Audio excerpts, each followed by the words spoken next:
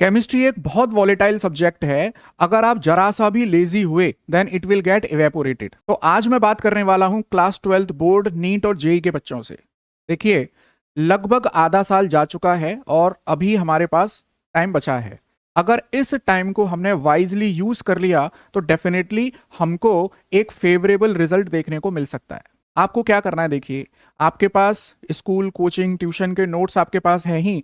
आपको अपने लिए एक सेल्फ स्टडी प्लान बनाना है। आप हर चैप्टर को की एनसीईआरटी को लाइन बाय लाइन पढ़ना है। सबसे पहले क्या करेंगे आप कि एनसीईआरटी का डिटेल्ड सिलेबस आप जहां भी पढ़ते हैं वहां पर उसको पेस्ट कर दीजिए, और जो हैवी वेट चैप्टर्स हैं आप उनको थोड़ा सा हाईलाइट कर दीजिए।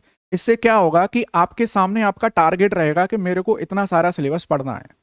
अब आप जैसे मान के चलिए आपने चैप्टर 1 सॉल्यूशन स्टार्ट किया, तो चैप्टर 1 सॉल्यूशन नोट्स एक तरफ रखिए और आप उस एनसीईआरटी को page bye page, line by line उसको पढ़िए।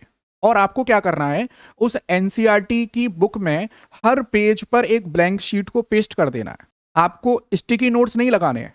पता चला कि एक पेज पर 10 स्टिकी नोट्स लग गए तो वो एनसीईआरटी बड़ी मैसी लगती है, आप दोबारा उसको खोलकर पढ़ने का मन नहीं करेगा आपका।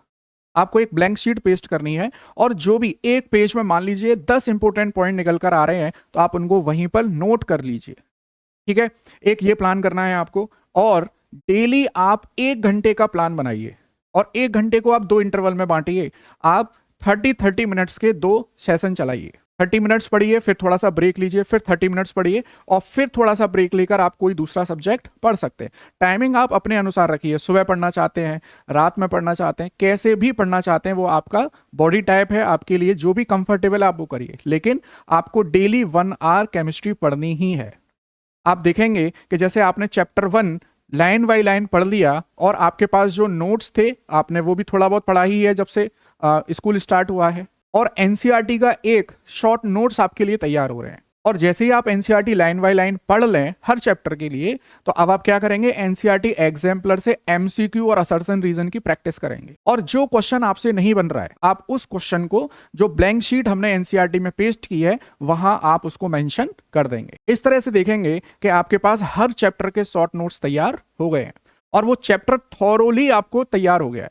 मतलब अगर आप कल ही उसका टेस्ट देना चाहें तो आप दे सकते हैं। सबसे बड़ी समस्या क्या है बच्चों के साथ कि वो आधा अधूरा हर चैप्टर पढ़ लेते हैं। जैसे मान लीजिए उनका परसों ही एग्जाम है और 6 चैप्टर आ रहे हैं, तो वो आधे अधूरे 6 चैप्टर्स पढ़ लेंगे और फिर 2 दिन बाद फिर एग्जाम होगा 6 चैप्टर्स का, तो फिर वो आधे अधूरे पढ़ के चले जाएंगे। तो इस तरह से तो आपका सिलेबस कभी पूरा नहीं होगा। आपको क्या करना है, जो भी चैप्टर आप उठा रहे हैं उसको एकदम थॉरोली पढ़कर सील पैक करके रख दीजिए। मतलब क्या है कि अगली बार जब आप इस चैप्टर को उठाएंगे, एनसीईआरटी में वो ब्लैंक शीट होगी आपके पास, सारे इंपॉर्टेंट क्वेश्चंस, सारे इंपॉर्टेंट पॉइंट्स वहां पर होंगे। हार्डली 30 to 35 मिनट्स लगेंगे उस चैप्टर को रिवाइज करने में। अगर आप ऐसा सभी चैप्टर के साथ करेंगे तो आप देखेंगे कि आपकी केमिस्ट्री के साथ केमिस्ट्री बड़ी अच्छी हो गई है। तो केमिस्ट्री को रेगुलर ही पढ़ना चाहिए। केमिस्ट्री के लिए कंटिन्यूटी मैटर करती है। ऐसा नहीं करना है कि 4 दिन नहीं पढ़े और फिर हम एक दिन बैठकर 4 घंटे केमिस्ट्री पढ़ लें, ऐसे प्लान नहीं करना है। आपको डेली केमिस्ट्री के लिए, सेल्फ स्टडी के लिए आपको टाइम निकालना है। और आप देखेंगे धीरे धीरे करके आपका जो कॉन्फिडेंस है केमिस्ट्री के लिए वो बूस्टअप हो जाएगा। और अगर आपका कोई सजेशन है तो आप कमेंट बॉक्स में जरूर बताएं। और मेरे हिसाब से ये जो रोड मैप आपके लिए है, ये जो मैंने स्ट्रेटेजी आपके लिए बताई है, ये बहुत बेटर है। अगर आपका भी कोई सजेशन है तो मेरे साथ शेयर करें। Thank you.